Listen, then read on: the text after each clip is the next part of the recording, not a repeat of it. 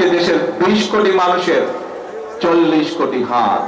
এই 40 কোটি হাত যদি অবশ হয়ে পড়ে থাকে, অলস হয়ে পড়ে থাকে, তাহলে দেশের ভাগ্যের পরিবর্তন করা যাবে না। এই দেশ 71 সালে স্বাধীন করেছিল কে? কে করেছিল?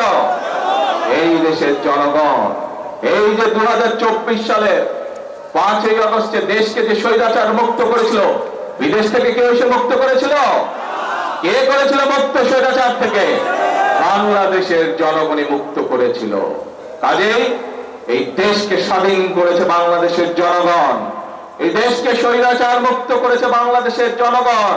কাজেই দেশকেও গড়ে তুলবে এই বাংলাদেশের জনগণ। কারণ খালেদা জিয়াকে যখন বলেছিল দেশ ছেড়ে চলে যাও, খালেদা জিয়া কি বলেছিল? এই বাংলাদেশের মাটি হচ্ছে আমার প্রথম এবং আমার শেষ ঠিকানা। মনে আছে আপনাদের? আমাদের সকলের এই বাংলাদেশই হচ্ছে প্রথম এবং শেষ ঠিকানা।